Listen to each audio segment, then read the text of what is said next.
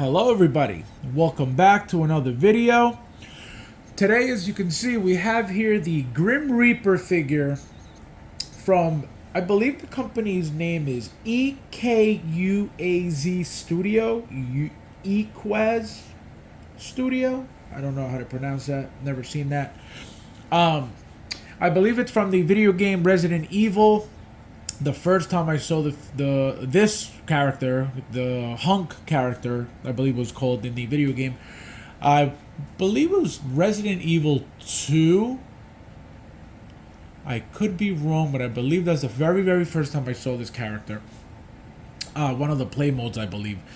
The figure comes with absolutely nothing on it, completely stripped. You have to put everything on. It actually brought me back to the military days. I have tons of military figures.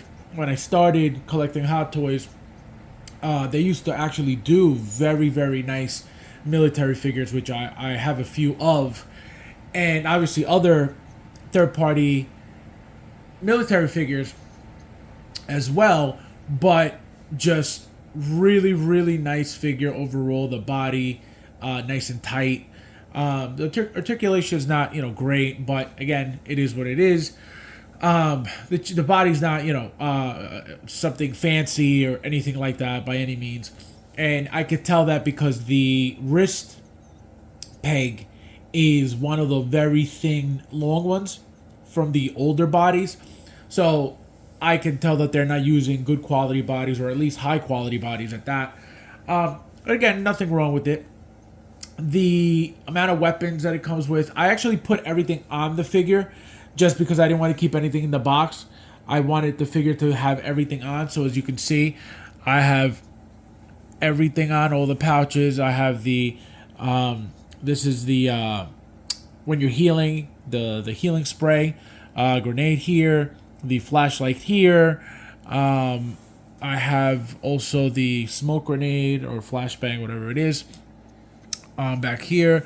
So I put the Desert Eagle in the back as well, just because it doesn't belong there, but I put it there, the radio. I put his knife back here, that's where it belongs. His extra weapon here, again, it doesn't go there, but I just put it there because I wanted to use everything up. And obviously I have him displayed with the shotgun. Really nice. Also, one thing, guys, it comes with two different face masks. This one, the reason I put this one on is because, let me show you real quick, let me focus. So it comes with a shattered glass. So the first one comes with obviously just regular, and this one's battle damage, as you can see.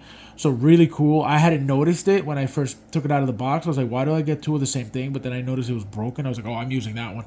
So it looks really, really nice. As you can see, I like the boots a lot. Again, very basic. Nothing fancy, nothing, crazy about the figure. It just looks really, really nice. Like I was saying, it brought me back to the old days when I was, putting together military figures. And I actually, when I first started, I really hated it. I hated it because it was very, very tedious to put these belts on, these clips on, these pouches on around this belt that was very, very thin, and you needed tools to do it, and you needed tweezers and, a bunch of stuff. And I hated it. I hated it. And so, and I still kept buying them because they just looked really nice. But some figures were more difficult than others to put together. Like, some figures came somewhat pre-dressed already, and then you would have to just add a couple things. But some, like this one, came with absolutely nothing on, and you have to put everything on yourself, which those are the ones I really disliked. But once you were done, they looked amazing. They looked great. They looked really, really nice, and you were glad that you got it. But it was like, my God, like it felt like hours later, that the figure was done. So once I started, obviously collecting more mainstream stuff, then I stopped with the military. But I still get some stuff here and there if I really like it. Obviously, like you can see, like this. This is a really nice figure again. I'm gonna give this figure an 8.5. Again, just very basic military figure. But again, I bought it just because of the video game. I know for a fact it's from the video game. Obviously, you could use it as just a regular military figure as well. But I bought it to display it with the Resident Evil line. I own the Hot Toys pretty much, I want to say 99% of the line. I'm missing one figure, the Jack Krauser figure, that is not the alien one, but the regular one. I have the alien one. I'm missing the regular one.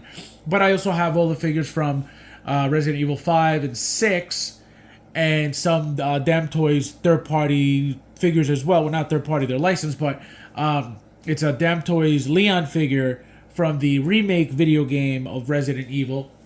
So I bought that one. I actually just got my invoice for Jill Valentine as well. So, not Jill, I'm sorry, Claire. Claire is coming as well from Damn Toys. I got the shorts version of her, the one that came with the weird kneecaps, and they actually replaced the kneecaps. Those same kneecaps were used for the Harley Quinn Hot Toys figures. If you want to go look at those, they just look very weird. But again, the Hot Toys figures look amazing. People started complaining about the Damn Toys legs, and apparently they switched them to regular looking legs. I don't know why, but we'll see what happens when we get them in hand. Like I said, it should be coming within the next week or so. It's probably shipping today, so I can't wait for that as well. But I'm gonna finish up taking my usual videos and pictures for the figure, as you guys know, and then I'm gonna show you guys, the entire. You're gonna see it in the pictures. The Resident Evil line. I love that line. I will never get rid of that line. And it's scary because those bodies are like those rubber bodies. Seamless bodies that were, used by Hot Toys for a while, that they use on the Rocky figures and the Rambo figures and all that stuff. So it's scary that it hasn't cracked it, and I have it on a pose with a bent elbow, and I just looked at it and it's fine, thank God. But so that's the only scary thing about those bodies. But again, back to the figure. No complaints about the figure whatsoever. Again, I wish it was pre-dressed, but it wasn't terrible putting it together, so I'm okay. The helmet is the hardest part, actually. Let me tell you guys that. Let me show you the helmet. The helmet just pops off. See? Nothing crazy. Nothing fancy. The one thing I am going to complain about, though, is right in here, there are 3 clips for you to put this vest on. That goes over the shoulders, and then you gotta clip it right in here. 3 clips. The hardest thing to do. You gotta play around with the vest that's under the pouch vest that you're about to put on. And once you play around with that, then you'll be able to clip it. It took me about 10 minutes to figure out how to get that in. Again, it's just annoying. Not that it's impossible. It's just annoying. The grenade, like I said, I just added, I added everything just because I wanted everything on. I don't want anything sitting on the in the box. Here's the other pistol. You guys didn't see that's right there. But yeah, like I said, very, very nice figure, guys. I really like that broken helmet. That broken mask. I hadn't noticed it, like I said in the beginning. But I'm glad I saw what the difference was, because it's really, really nice. It changes the look of the figure a lot.